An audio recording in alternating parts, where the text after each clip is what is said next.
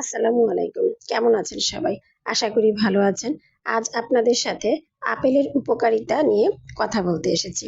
Apple fibre, vitamin C এবং antioxidant সহ পুষ্টির একটি ভালো উৎস, যা স্বাস্থ্য ভালো রাখতে সাহায্য করে, হজম ভালো করতে সাহায্য করে, মস্তিষ্কের স্বাস্থ্য এবং ওজন নিয়ন্ত্রণেও সহায়তা করতে পারে। এমনও প্রমাণ আছে যে আপেল ক্যান্সার, হৃদরোগ এবং টাইপ 2 ডায়াবেটিস সহ কিছু দীর্ঘস্থায়ী রোগের বিরুদ্ধেও প্রোটেক্ট করতে পারে।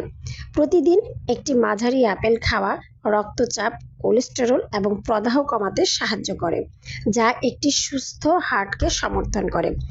যখনই পারবেন তখন খোসা সহ আপেলটা খেতে চেষ্টা করবেন, কারণ খোসার মধ্যে থাকা ফাইবার এবং পলিফেনল হার্টের স্বাস্থ্যের জন্য খুবই উপকারী। আপনারা কে কোথা থেকে দেখছেন আমাকে কমেন্ট করে জানাবেন, আমি খুব খুশি হব। এবং আমার পেজটা যদি ভালো লাগে তাহলে অবশ্যই লাইক, ফলো এবং শেয়ার দিয়ে পাশেই থাকবেন। আর চেষ্টা করবেন যখনই পারবেন আপেল খাওয়ার জন্য। আপেল খুবই একটি উপকারী ফল। আমি খোসা সহই আপেল খেয়ে থাকি। আপনারা কিভাবে খান যদি মনে করেন জানাবেন, তাহলে অবশ্যই কমেন্টে জানাতে পারেন। ধন্যবাদ।